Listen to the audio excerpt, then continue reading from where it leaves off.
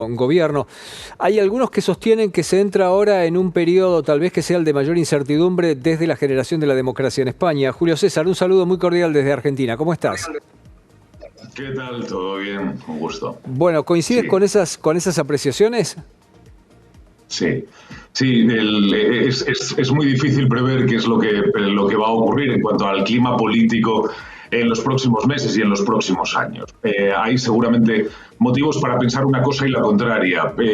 Yo no sé, soy incapaz de determinar hasta cuándo va a durar la tensión, también la tensión en las calles, es verdad que aminorada en los últimos días, pero luego hoy volvió otra vez a repuntar, sobre todo ante la sede principal del Partido Socialista en Madrid.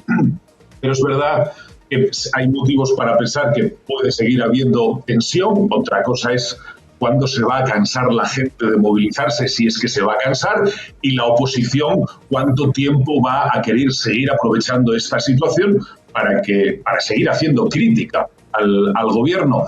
Y luego, por otro lado, cabe también pensar que conforme vaya pasando el tiempo, los ánimos se van a ir calmando y quizá una parte de la ciudadanía, la que se moviliza, pues empiece a pensar en otras cosas y la oposición de esta batalla por perdida y se centre en toda la legislatura. Probablemente, de momento, haya unos meses en donde este segundo escenario no se vaya a producir, sobre todo porque es una de las principales líneas de ataque político de la oposición. Es muchos los sectores que están detrás, que están empujando a la oposición a que siga manteniendo esa tensión en contra de la amnistía.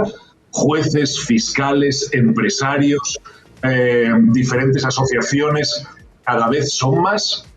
Y luego, por otra parte, pues el gobierno está en una situación extraordinariamente delicada durante toda la legislatura. Depende de muchas formaciones políticas que buscan lo suyo y tienen sus propios intereses, y en cada una de las medidas, cada una de las leyes que se tengan que aprobar, harán valer la fuerza que tienen.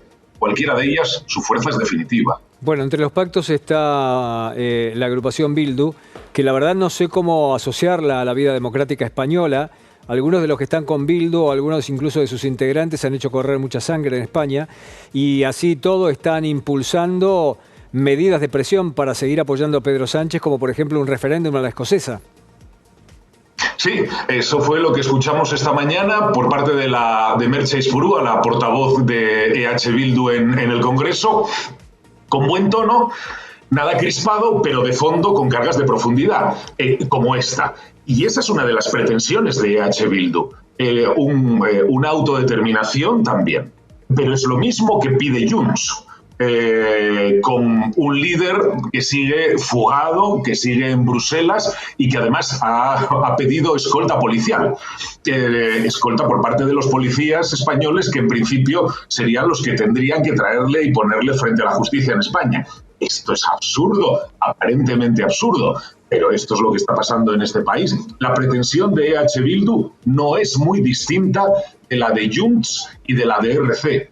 Las dos formaciones son independentistas de Cataluña y EH Bildu lo es del País Vasco. Y es cierto que en la formación de EH Bildu hay personajes que tienen un pasado bastante lamentable. La propia portavoz, que por cierto es periodista, hace años dirigía un periódico, el periódico Gara, que era el periódico que señalaba a quienes días después recibían un tiro en la nuca. En fin, sí. Pero así están las cosas. Así están las cosas. Bueno, vamos a ver, empieza a verse el fin de lo que se denominó el régimen del 78. Para ponerlo en términos sencillos para el público argentino que no conoce tanto el detalle, yo voy a mencionar solamente dos hechos. Es mucho más complejo, es una trama mucho más sofisticada, pero el régimen del 78 empieza, mejor dicho, con los pactos de la Moncloa y algunos elementos más, y termina con la Constitución española, que es la que ha servido de guía para todos estos años de buena democracia que ha tenido España. ¿Eso entra en etapa final?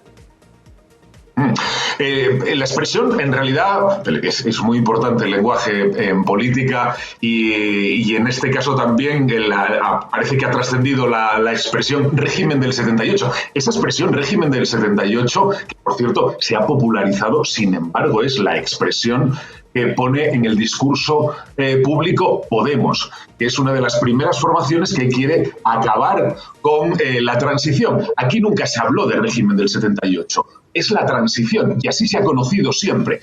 Pero es verdad que quienes son críticos con ese momento, porque consideran que las partes que tuvieron que ceder, no todas cedieron por igual, que algunas cedieron bajo presión. En realidad, esa transición española, pasar de la dictadura a la democracia, no fue un proceso tan modélico como se ha querido contar. Esto es lo que mantienen. Y precisamente por eso ellos cambian la expresión y hablan del régimen, pero del 78. No del régimen dictatorial, sino del régimen del 78. Y ha trascendido la expresión, pero es la transición. A ver, es verdad que los movimientos políticos en España más críticos con cómo ha sido la transición son los nacionalistas y los independentistas. Consideran que ellos fueron especialmente perjudicados en todas aquellas negociaciones en donde todo el mundo cedió para tener que dejar atrás la dictadura y dar paso a un proceso democrático. Pero hay algunos que consideran que no se les trató suficientemente bien, que tuvieron que ceder más de la cuenta, que lo hicieron bajo presiones y que quedan cosas pendientes. Y eso es lo que están reclamando desde hace tiempo. Y ahora es verdad que tienen un mayor poder porque la situación de Pedro Sánchez es de extrema debilidad. ¿Tercia Europa en algo? Porque al parecer en Europa no están nada conformes con lo que está pasando. Sé que algunos sectores incluso pueden levantar denuncias. De momento, Europa está expectante, por lo menos la Comisión Europea. Ya veremos, porque aquí hay varias vías. Por un lado está la vía política, la Comisión Europea. Es verdad que desde hace 2 días el comisario de Justicia ya tiene la proposición de ley de amnistía, la tiene que estudiar. De momento no se han pronunciado. Es verdad que ha habido filtraciones interesadas. Al principio decía que la comisión respaldaba la amnistía y a las pocas horas un portavoz salió diciendo nosotros no hemos dicho eso, de momento lo estamos estudiando. Luego la vía política está ahora mismo siendo objeto de estudio, la proposición de ley de amnistía. Y luego por otro lado está el Tribunal Europeo de Justicia. Es al que seguramente pretenderán llegar pues algunas formaciones políticas, quizá algunos particulares y probablemente algunos jueces. Cabe la posibilidad de que una vez que sea aprobada esta ley en el Congreso, todavía no ha sido aprobada. Por cierto, el mecanismo para llevar la ley al Congreso ha sido el de proposición de ley, para que nos entienda la audiencia. Había 2 opciones, o proposición de ley o proyecto de ley. La proposición de ley no exige que se pronuncien el Consejo de Estado, el Consejo General del Poder Judicial, es decir, instituciones que si hubiera sido un proyecto de ley, tendrían que emitir informes que no son vinculantes, pero son preceptivos. ¿Qué ocurre? Que esas instituciones son críticas con la amnistía. Por eso no se lleva la ley por medio de un proyecto de ley, sino de una proposición de ley. Porque así no es necesario pedir informes a nadie, sobre todo a nadie que está siendo crítico con la ley. Una vez que se apruebe esta ley en el Congreso, cabe la posibilidad que el tribunal, como va a ser recurrida, que el primer juez que tenga que atender sobre esta ley haga una consulta prejudicial al Tribunal Europeo de Justicia y eso paralizaría el proceso.